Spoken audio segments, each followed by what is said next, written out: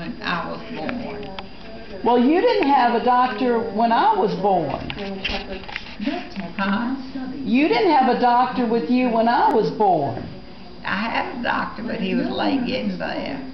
I know. He had come all the way from Rocky Mountain. But I was born when he got there. I thought so. I just assumed to have Mrs. Grant as any doctor I know that she was with me when you were born. And I guess that's one reason I love the name Harriet. I do too. Her name was Harriet. I love that. I love Harriet. I'm glad that's my name. Harriet's name. That's why you named Harriet? Marie is a pretty name. I love the name Marie. Always did. Is that her middle name? Did you know anybody named Marie? A doctor got there. I don't think you were born when he got there yet, but he had to come all the way from Rocky Mountain. That was the closest doctor we had, was Dr. Jamison, Jamison. How far was it away? And Bill had to go somewhere and call the doctor because we didn't have a telephone.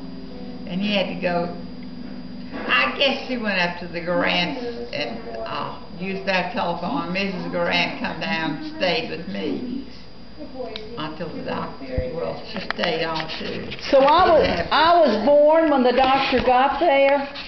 Well, I had Dr. Jamison and Dr. Harriet too. Dr. Grant. Dr. Grant was a good, easygoing old soul. Mrs. Grant was, I felt kind of sorry for some of the people who worked for her. She was kind of bossy with him, and he was really easygoing. You know, when he got sick, he was sick quite a long time, and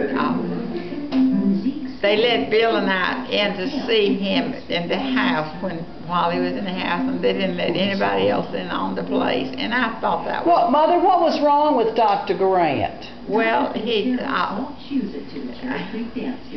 was such a good-looking man, and he had broke so much that they just didn't want everybody treading through. What was wrong? They let Bill and me in. We didn't ask for it. They just told us we could go in, and we did.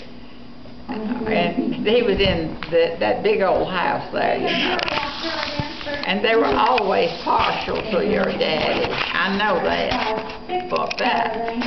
And then one time Mrs. Grant was considered to be kind of a cold-hearted or something.